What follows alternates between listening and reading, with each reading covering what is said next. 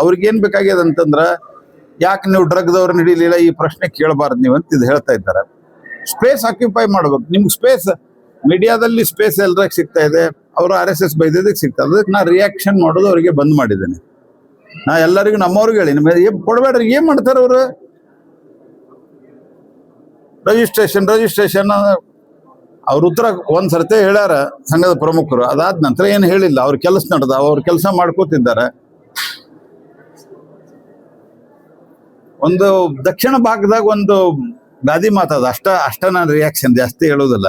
ಹೊಳೆ ದಾಟ್ಲಿಕ್ಕೆ ಡೊಣ್ಣೆ ನಾಯಕನ ಅಪ್ಪಣೆ ಅಂತ ಹೇಳಿ ಹೇಳ್ತಿರ್ತಾರೆ. ಏನ್ ಅದರಿಂದ ಏನ್ ಪರಿಣಾಮ ಆಗುದಿಲ್ಲ. ಅವ್ರಿಗೆ ಉತ್ತರ ಕೊಡೋ ಅವಶ್ಯಕತೆ ನಂದು ಇಲ್ಲ.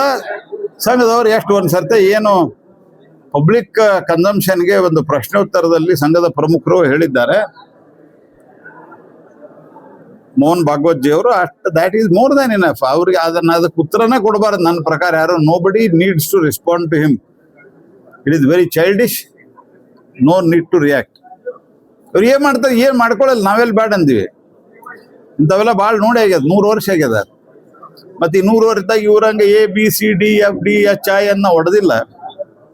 ವೆದರ್ ಇಟ್ ಇಸ್ ಭಾರತೀಯ ಜನತಾ ಪಾರ್ಟಿ ಸಂಘದ ಪಾಲಿಸಿ ಇದರಲ್ಲಿ ಮಾಡ್ತಾ ಇರುವಂಥದ್ದು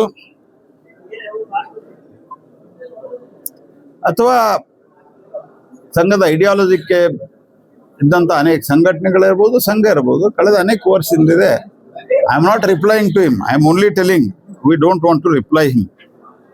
ಕೊಟ್ಟಿಲ್ಲಪ್ಪ, ಏನ್ ಮಾಡ್ತಾರೆ ಮಾಡ್ಕೊಳ್ಳಿ.